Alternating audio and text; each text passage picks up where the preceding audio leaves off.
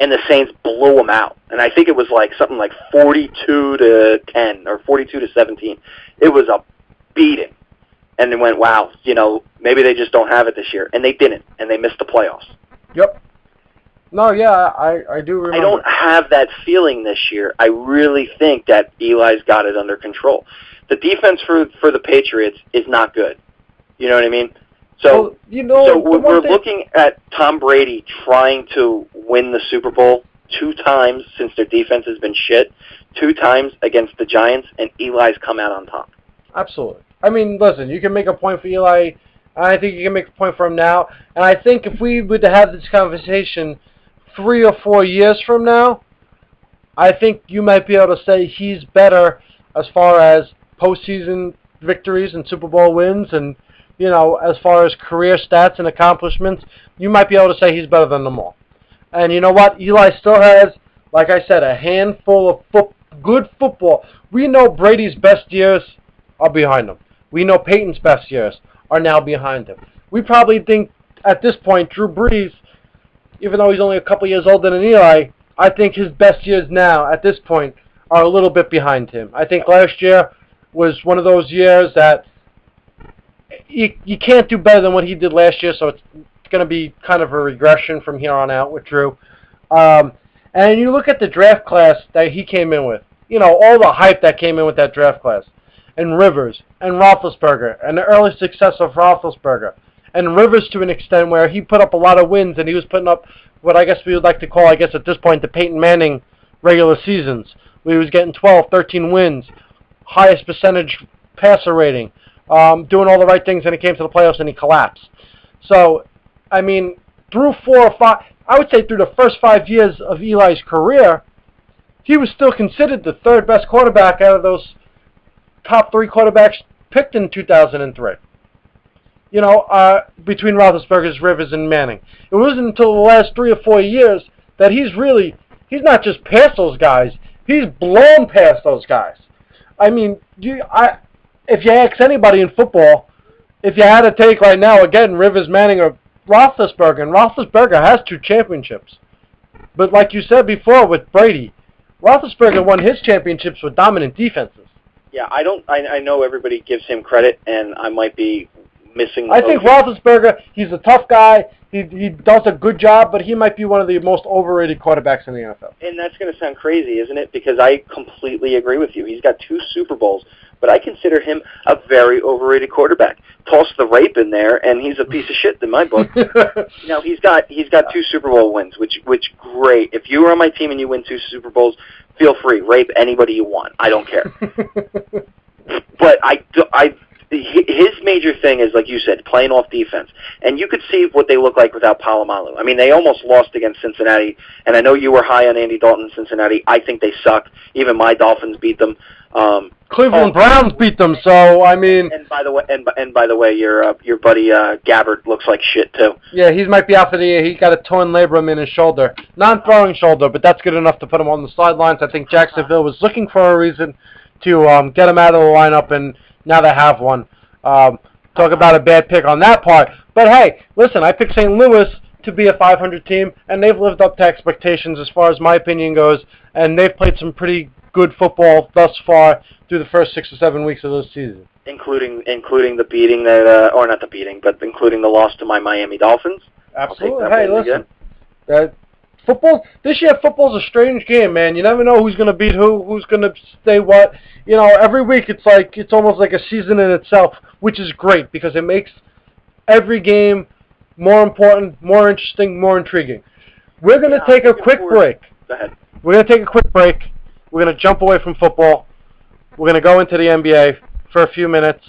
Then we're going to go into the World Series, probably just 3 or 4 minutes on the World Series. Who do you like? Who do you think is going to win? And that's going to close us out for this week. But anybody who is listening or just actually is going to listen to the recorded version, I fucked up and I did not record the first 35 minutes of this show, which is absolutely awesome sports talk, awesome football talk. Sorry, Paul. It was one of your best ones ever. But hopefully we'll pick it up and you'll get our basketball review. At least we're going to go over the Knicks and the Nets, really. And maybe next week. The season starts actually next Thursday, I believe. So I think next week we'll focus a lot of our show on going over the NBA in a complete, the complete league of the NBA and all 30 teams. But we're going to take a quick break. Hang with us. When we come back, we're going to go over Knicks Nets, who face off November 1st, get into a little bit of the World Series, just pretty much winners, losers, what do you think the series is going to be, and that's going to wrap us up for this week. Gas and Gags, New York Sports Guys, live on Ustream.tv. Back after this.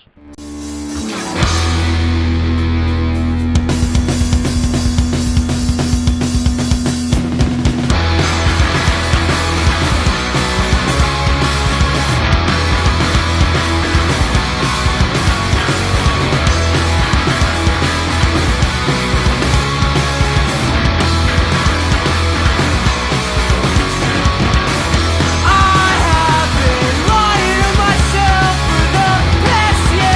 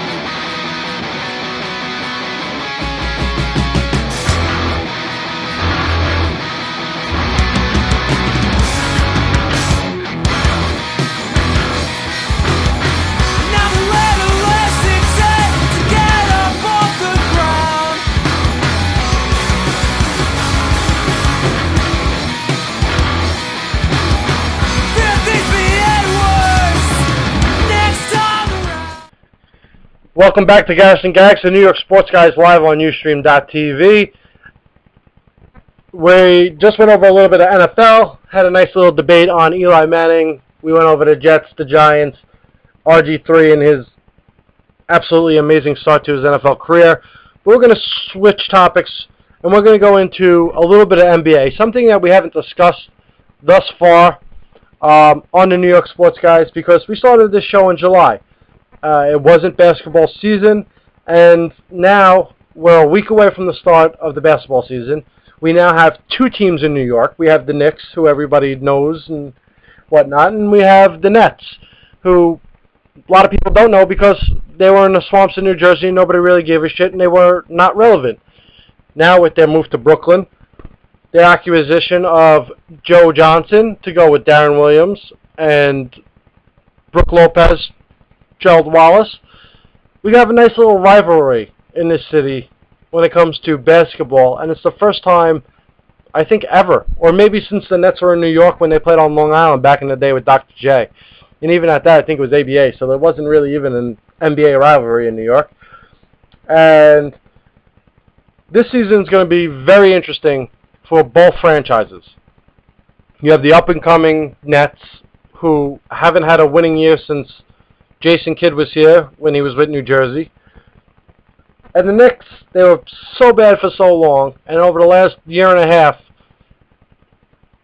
they've become relevant with the acquisition of Amari Stoudemire and Carmelo Anthony and the draft pick of Iman Shumpert, and they started to build something. Knicks last year, with all the talent that they had acquired, were a big disappointment. What do you look for in the Knicks to be this year? It's to be seen. I'm not sold on them. Listen, that when they got together, a year and a half ago or 2 years ago, I don't even know what it is at this point anymore. But everybody had high hopes, and they played sub 500 basketball. Last year, the excuse for the first year or the second half of the year when they got together, the failure was they didn't have time to practice. Last year it was because of the strike. They didn't have time to practice. You know what? The other teams didn't have time to practice, and there was some dominant basketball being played last year. This year, there's no excuses. The only difference is they're all a year older, 2 years older from the time the trade happened. Now, the Knicks are getting a lot of flack for, and we were discussing this before, Knicks are getting a lot of flack for being the oldest team in NBA history. You really got to examine that a little closer. And when I heard that and I saw the players they're signing, I'm looking at it going, man, they look like the Oakland Raiders of the New York Jets, trying to sign these names of people that aren't going to gel and help them win. With Rasheed Wallace, that was the icing on the cake. It's like they just plucked this guy out of retirement. They ran out of old guys, But somebody made a very interesting point. I think it was Alex Hahn on MSG made a very interesting point. Of course, he's going to be biased for the Knicks because he's a Knicks reporter, but he basically said, look at their starting lineup, and they do have a young lineup. They got a 30-year-old Tyson Chandler, 29-year-old Amari, 28-year-old Carmelo Anthony, 23-year-old Iman Shumpert when he comes back, and 27 or 26-year-old Raymond Felton. That's a young starting lineup. And the cast of characters you've assembled, you didn't assemble an old starting lineup. You assembled players that are doing a system, guide them, role players who've won championships, who've been on playoff teams, and have, on some of these guys, 15 to 19 years experience. You're requiring them to play 10 minutes a game. Okay? So last year, before they found, what's the Gook's name again? Jeremy Lin. See, I already forgot about him. Until they found them, they didn't have a point guard. Then he got hurt, and we know how that happened what happened in the playoffs. This year, Raymond Felton, who did wonders with Amari Stoudemire 2 years ago, I'm hoping that he can take a portion of that and get Amari playing the game that he has to play. Let's say Felton gets hurt. You have backup Jason Kidd, who's older. But, man, could you ask for any better of a backup than Jason Kidd? I don't think so. Giving Tyson Chandler some rest. Remember last year? Who did we put in when Tyson Chandler got hurt? Jared Jeffries. Jared Jeffries. Offensively inept Jared Jeffries. Great defensive guy, great guy to take a charge, but as far as if offense was a concern of yours, you might as well just lose the game.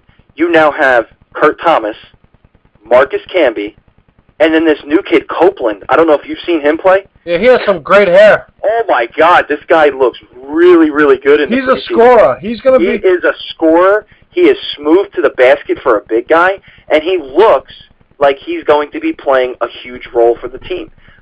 He's going to make the team. He's going to be making the team. And a lot of people are saying that J.R. Smith is going to be the sixth man of the year. I don't see that. He's a very, very selfish player and streaky player. I can't wait to see this guy Copeland, and I don't know where he came from, how he got him, or why he's on the team. But I think he came from Memphis, to be honest. Is that where he is? I think he played at Memphis. I'm not positive about that, but for some reason, when I heard him, him in Memphis click in my head. So I'm not worried. Now, if you're telling me Kurt Thomas, Copeland, Jason Kidd, Marcus Camby, if you're telling me that's my starting lineup, I'm scared. I really am. But if you're telling me that, hey, listen, Amari Stoudemire's got a bruised knee, we're going to have to put in Marcus Camby, we're going to put in Kurt Thomas in the starting lineup, I'm okay with that for a couple games. You know I think Rasheed Wallace, actually, I know he was retired last year. I think Rasheed Wallace, if motivated, he could still play. Yeah, we just got to control his attitude because he's got a temper and a half. I don't know what kind of teammate he is, from what I recollect. No, he's a good teammate. He's just, he plays with a lot of emotion. Okay, well then, similar to Kurt Thomas. If that's the case, then that's great. If he's going to be a crybaby and stuff like that, I can't see that. The guy's 39 and getting plucked out of retirement. Yeah, you know what? I think he'll be more productive for you than Kurt Thomas will be. Now I know you're a converted Nets fan. So yes, I've become a Brooklyn Nets supporter here. Yeah, and I know the Nets are now referring to the Knicks as the Manhattan. Which is stupid. That's because of their stupid borough president, Marty Markowitz. This guy just needs to shut his mouth and worry about Brooklyn's economy.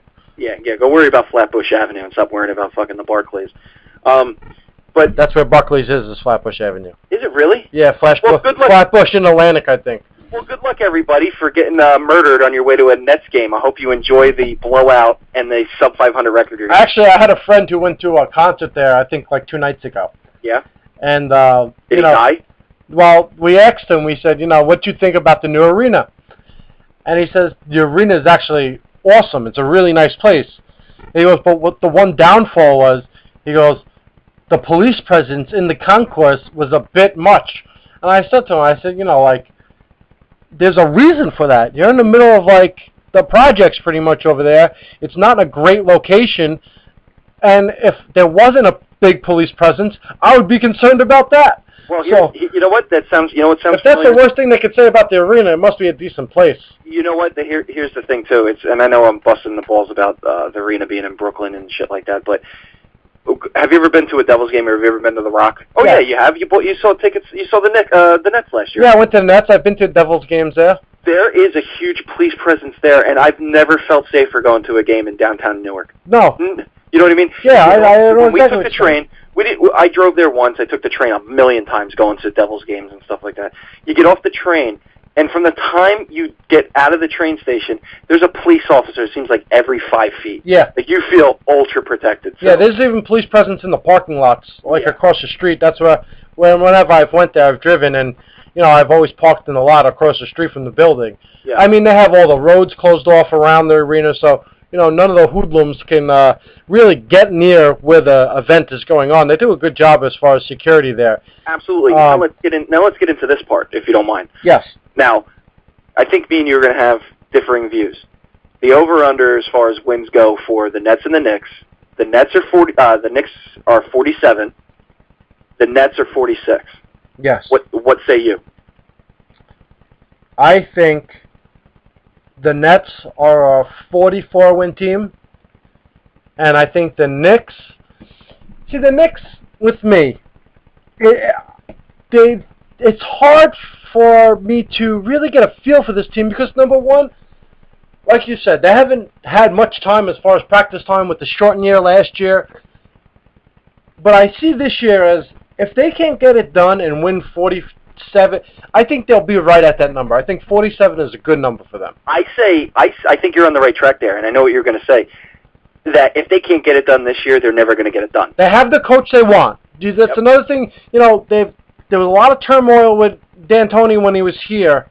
It seemed like there was always a story about somebody not getting along with D'Antoni, or D'Antoni not getting along with specific players, or putting people in the doghouse. I think Woodson is a guy that they all respect. I think Woodson is a guy that has all their attention, and I think he's a guy that they play for.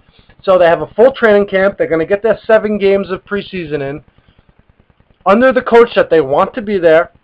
Melo is obviously in a good spot. He says he hasn't felt better as an NBA player, especially coming off the Olympics. And he's looked good. And remember what happened the last year? He got out of the Olympics. He actually made his only playoff run that he ever had in his career. Correct. It was the only playoff victories he's ever had as far as winning series, and he went to the championship, the Western Conference championship game against the Lakers, and got smoked there. But at least they got out of the first round.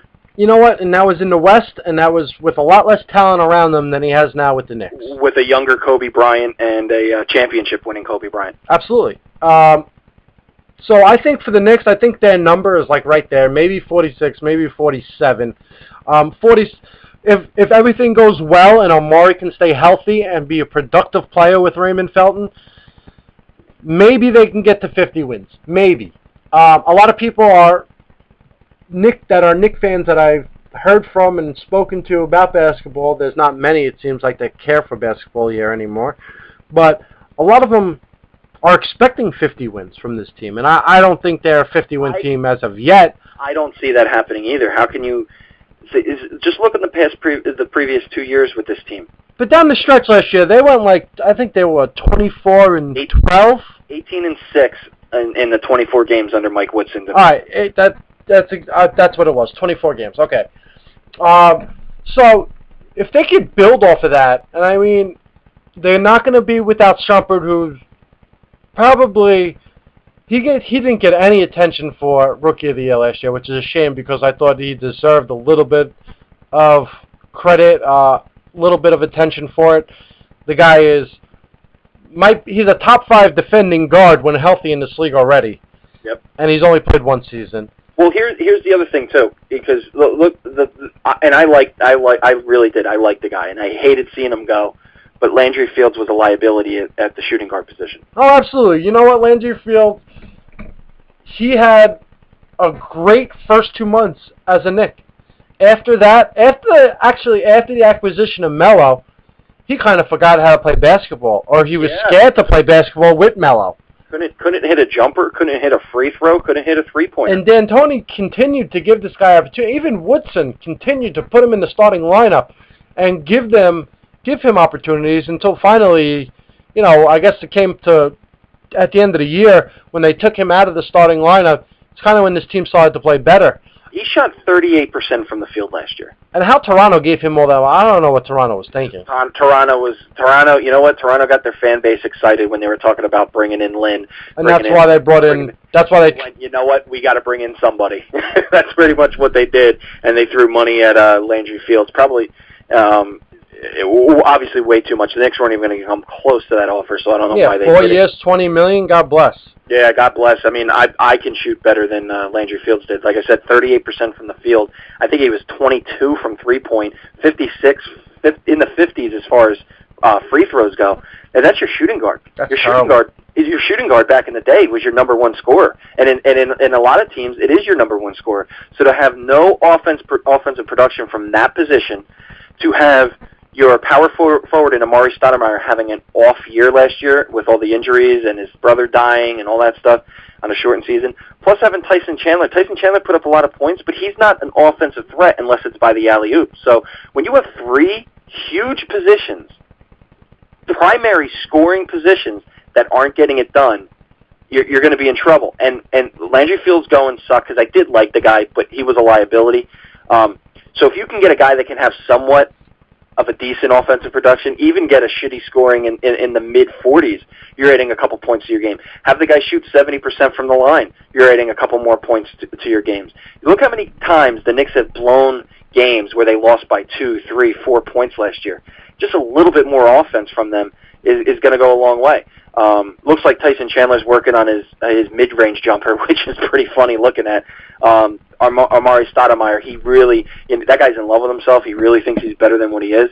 He did spend some time with Hakeem Olajuwon for a couple. It's not going to make a difference. It's not going to make a difference, but a couple of low post moves I did see. He did look good. The only problem is the guy can't dribble, can't keep the ball in his hands.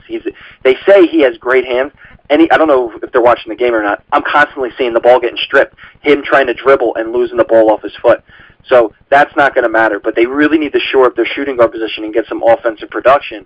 And hopefully they have that when Amon Shumpert comes back or this guy White they have in there now. It should be it. You know what I'd like to see? He's the guy wearing number 4. Number 4. Yes, all right. He looks like he could be a player. He just needs to polish. Absolutely, and that's what it's going to take. But if you can ride a couple of these guys until Shumpert comes back, hopefully he's a little bit more mature and a little bit more cool as far as his shooting goes, where he's not just jacking it up every time he gets the ball. The Knicks might be able to put some games together. As far as 47 wins go, that's a high. In my book, that's a high number. You're talking 12 games above 500 when the team at its best played 12 games above 500 last year, and is only a couple games above 500 in 2010 and in the 2011-12 season last year. So I can't say they're going to be a 12-game over 500 team. What's going to help them is a normal schedule where they're not playing a back-to-back-to-back game. Yeah. Several back-to-back games and cross-country flights. Last year was a little bit hectic. And I'll give them the benefit of the doubt, but like you said, if they don't get it done this year, and I'm not saying they're going to win the championship. I don't think this team can win a championship. But if they don't get out of the first round this year or put it together and have a solid regular season this year, it's not going to happen. Well, I'll say this. I think, like you mentioned it earlier, the addition of Raymond Felton was something that I think that they did to bring Amari's game back up to the level that it was before he left. Amari's going to start off on the DL pretty much. He's going to start off on the injured list, according to what I'm reading. He's going to see the doctor again, and he's having troubles with his knees or whatever it is. Fuck him, seriously. But I think that's a good thing, and I'll tell you why. That's going to give Carmelo the opportunity to do what he did at the end of the year, and that's be the focal point of the team. Not have to worry about Amari getting the ball or making Amari feel welcomed in the offense. That's number one. Number two, like you just said, with Tyson Chandler, a lot of his scoring is dependent upon a point guard who can throw him alley-oops. The one thing Raymond Felton can do is get down the lane, spread defenses, and set up easy alley-oops. And I think that's going to be beneficial to Tyson Chandler as far as being an offensive threat this year. Now, Tyson Chandler, if he goes down, I think this team, because I think last year, offensively, they've been good for a couple of years. Even with D'Antoni, they always were close to a 100-point average. The one difference between D'Antoni and then Woodson coming in is this team as a team played defense. Carmelo played defense. And I think Chandler is obviously the glue to that defense. But Raymond Felton, I haven't really noticed how good a shape he's in. Does he look better than what he did last year? I'll tell you what, he lost 30 pounds. All right, well, he needed to lose at least 25, 30 pounds, so that's a good thing. He lost just under 30 pounds. It was the first time in his career the first time in his life that he lifted weights. He never lifted weights his whole career, and he always looked like it. He looked like Beetlejuice, that black midget from Howard Stern show. He never lifted weights, and now you can see there's actually some definition in his arm a little bit, as much as a little pudgy guy can get. Yeah. But he did drop the weight, and he's dedicated, and he set out to prove. See, he was depressed. He played defense when he was here. Yeah. So I think if you have a motivated Melo playing defense, you have Tyson Chandler, who his game is lived on defense. Obviously, the defensive player of the year last year. And you have Raymond Felton in shape, ready to play defense. And when Amon Shumpert comes back, we probably won't see him until January. Right.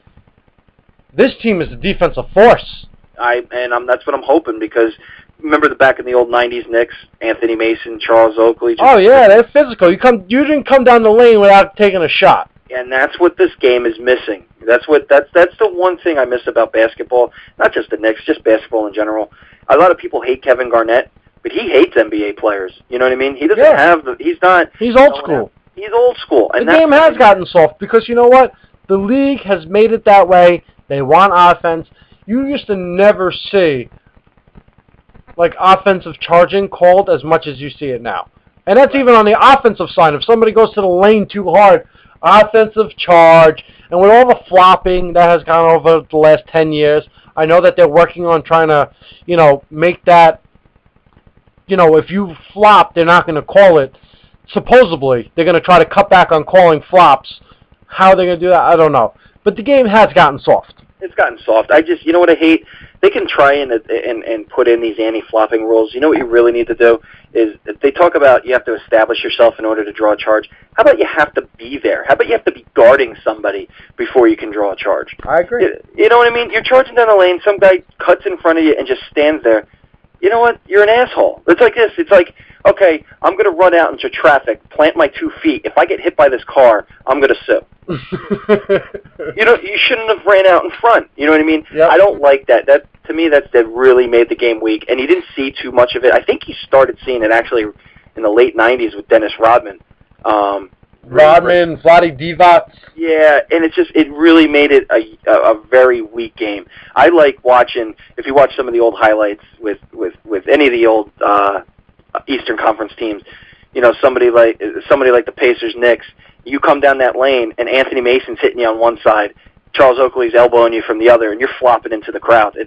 That's what I miss, and unfortunately, there's none of that in basketball. It was the old saying, no blood, no foul. What happened to that? Yep. But overall, where do you see as far as the total wins on the Knicks? I say 47 is the cap. And you think that's good enough for a 6th or a 5th seed? I would say good enough for... Because Boston's still going to be good. Boston's going to be good. I think they'll still win that division. Well, that Terry pickup is huge. I think that's going to be really Well, the Terry pickup and then their draft pickups, Fab Melo and Jared Sullinger, and we'll get into that next week when we go through the whole league. They're going to win, the Celtics are going to win the Atlantic. So I would think so. I think they're a 49-50 win team. And I'm going to say that the Knicks are going to, 47 is going to be a high cap. And anything more than that is just remarkable. Good enough for the 5th seed? Yeah, I'm going to say probably the 6th seed. Okay. I see the Nets as a 44 win team. I see the Knicks as, I'm going to say 46. I'm going to go one stop lower than you. I'm going to say a 6th seed as well. And for the Nets, because the East is so weak and you always get that team that's under 500 getting in that 8th slot. Yeah. Even though last year was kind of a little bit of a revival for the East where every team who got in was 500 or better. And I think the Pacers finished like right at 500 to get that 8th seed. But I don't think the Pacers are going to be as good as they were last year. I just don't see it happening. I mean, Danny Granger's a nice player, but I see the Nets being the 7th seed with 45 wins. I'm going to say they have 1 win less than the Knicks. They're going to finish 3rd in that division. But I think they can sneak into the playoffs as a 7th seed. They'll probably lose to a Chicago, who will probably get 2, Miami 1, figure Boston 3, something like that. And we'll go over all that stuff next week. But I think the Nets are a good team. They have a good starting 5. Their bench is very, very mediocre. You don't know this Russian guy. The guy can shoot, but he doesn't seem to shoot at a percentage that everybody claimed to say he shoots at. Everybody says, oh, this guy's a 45% shooter from three-point range. Thus far through the preseason, I haven't seen it. I mean, I've seen him take about 5 or 6 threes, but I think I've seen him hit 1. He can hit an elbow jump shot, an 18-foot jump shot, no problem. But you look at their bench, it's just, their bench is very mediocre. They have a senior citizen player themselves who they took out of retirement, Jerry Stackhouse. I like the Nets starting 5. I think they're a little bit weak on the bench, but I think they're good enough in the Eastern Conference to be over 500 and to get in as a 7th seed. And I think it's going to be a fun race between them and the Knicks to see who has the better record throughout the year. But I think the Knicks, really, with everything that they have lined up with Woodson, Melo, the whole thing finally seems to be put together that the way that Melo wants it, really. it's time for him to really succeed. And even at a 6 seed, say they're going to draw Boston in the first round, they're young enough, and I think they're more talented than Boston as far as depth goes. They should be able to win a series. This is the year they got to win a series. Yeah, that's giving them that's giving them a lot of credit. We'll see if that happens with the Nets. You said 46 wins. I think they're going to be around a 42, 43. Okay. And just try to establish themselves as a unit coming together this year with hopes for next year getting a little bit better and progressing. I see them as the eighth seed. All right. I really do. But hey, we'll see how it plays out. Absolutely. And we'll go over more NBA next week.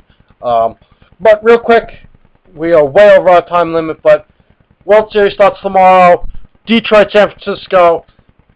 Neither of us thought that these two teams would be there. Who do you think's going to win? The Cincinnati Reds. Oh, they're not playing anymore? No. Actually, it's a shame because that was the last show we did together. And San Francisco went on that run, win 3 straight in Cincinnati. And and then they come back down from 3-1 against St. Louis. So San Francisco just has this, you can't count them out type of feel to them. But I think this is Detroit's year. Yeah, I like Verlander. I say 4-2. I say 4 games to 2. Detroit takes it. I think it's going to be a 7-game series, which is actually going to fall on opening night of NBA. It's going to be going up against Knicks Nets, which, you know what? That's going to be a fun night for us. Yeah, I'm going to watch the Knicks over. Oh, I'll definitely watch. I mean, don't get me wrong. I'll check if it's a game 7. I'll check in, but plus that game's not going to probably start till 8:30. It's going to be in San Francisco. Right, but it's going to be a problem because I got the Knicks Nets on that. Nets are going to start at 7:00 though. Right, I know, but I'm only allowed to record 2 things on my DVR. Me too. I got with those 3 things, I got the Knicks Nets going on, but I also have to record Paint Dry, which is going to. I'm gonna watch paint dry over the World Series. All right, so we both like Detroit in the World Series anyway. He likes them in 6, I like them in 7. That's how much we give a shit about baseball. We spent about 45 seconds on it at this point, and we'll talk more baseball next April. But next week, Tuesday, 9 p.m., Garrison Gags, New York Sports Guys will be spending a lot of time on the NBA, going through pretty much the whole league, East Coast, West Coast, everything in between. We'll also be getting into your football, some good division matchups again this week. We have Jets-Miami, which you'll be locked into. We have Cowboys-Giants, which I'll be locked into. And we'll be back here on Tuesday night to review everything for you. Garris, any last words? Yeah, vote Romney. All right. And then, in 2 weeks, anybody who's going to listen to this on the recorded, tune in 2 weeks on November 6th, because that's election night, which is a Tuesday night. We'll be on air. We'll probably, at that point, be talking just as much politics as we will be sports. And that's going to be it for now. Thank you for tuning in. Gas and Gags, New York Sports Guys, live, Ustream.tv. Good night, everybody.